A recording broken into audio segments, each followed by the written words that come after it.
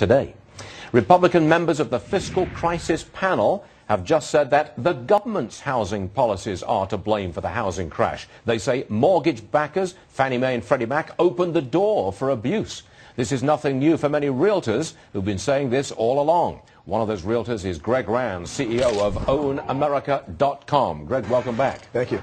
This GOP group within the Crisis Investigation Commission, they're saying it was Fannie Mae, it was Freddie Mac, it was the Community Reinvestment Act. Nothing to do with the banks and these derivatives and all the rest of it. You agree with that? I do, because that all came later. You know, everything that happened, Lehman Brothers, Bear Stearns, TARP, all the ensuing madness that happened were all based upon one thing, and that was the dramatic increase in mortgage defaults. So yes, they may have bet the farm and over-leveraged it on Wall Street, but it all dots back to the fact that, and I was in the business, I'm in the business, when they were loosening those lending standards. Remember, 90% of all the mortgages that are done in this country on homes are what they call conventional or conforming. Conforming means conforming to Fannie Mae guidelines. And so Fannie Mae guidelines were getting loosened and loosened and loosened.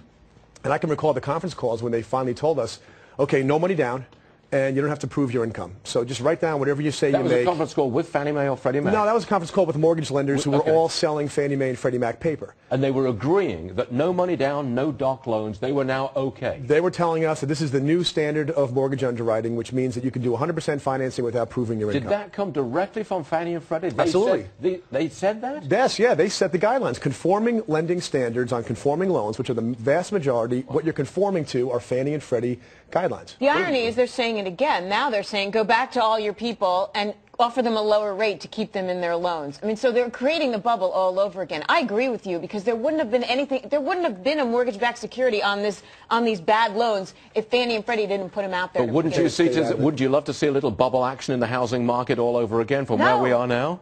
Oh, Stuart, we'll end up in the exact wrong place again. You know, I remember back in 1997 getting a mortgage in some back office. The guy wanted to give me $1 million. 30 seconds. There were no rules. 30 seconds, Greg. I have to ask the question. Mortgage rates are backed up above 5%. Right. Hurting your business? No, it's not going to hurt the business. They stay under 6.5%. We're still going to be okay. It's going to remind a lot of people that when 4.5% was in their hands and they missed it, you know, time does pass us by. When will we hit bottom on the housing market price? Housing prices, I think we're going to have to see that double dip in prices when that foreclosure inventory finally breaks. Summer of 11? Next year, yeah, just because of that. Not a bottom yet? I don't think it's a bottom yet, because we have a shadow inventory out there. Greg Rand, always a pleasure. Thanks for joining us.